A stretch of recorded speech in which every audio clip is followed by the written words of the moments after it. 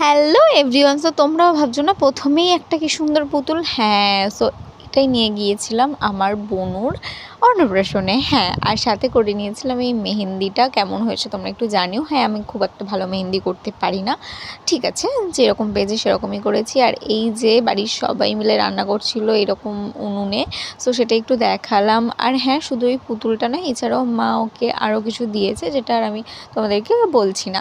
So এই যে পুতুলটা আমার তো ভীষণ পছন্দ, সেটা মেনলি আমার দেওয়া বলতে পারো। আর আমি না, সত্যি কথা বলতে, পুতুলের পর আরেকটা অরিজিনাল পুতুল দেখার জন্য তোমরা সবাই এক্সাইটেড ছিলে নিশ্চয়ই।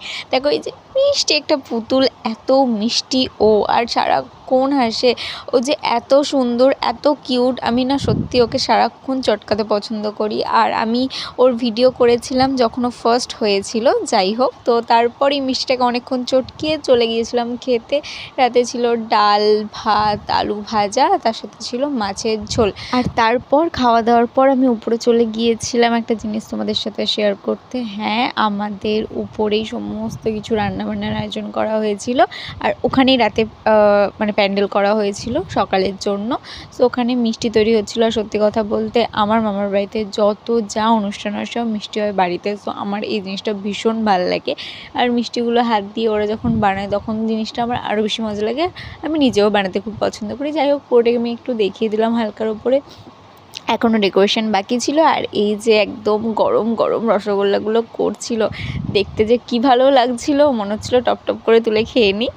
ভীষণ ভীষণ ভীষণ ভালো লাগছিলো। আর মিষ্টি তৈরি করা দেখতেও খুব সুন্দর লাগে, তাও আবার ঘরেই তৈরি করছিল, তো ভীষণ ভালো। আর তাছাড়াও সাইডে আরও অন্যান্য কাজগুলো হচ্ছিলো, যেগুলো করে রাখতে হয়, নইলে পরের দিন সকালে অনেক চাপ হয়ে যায়।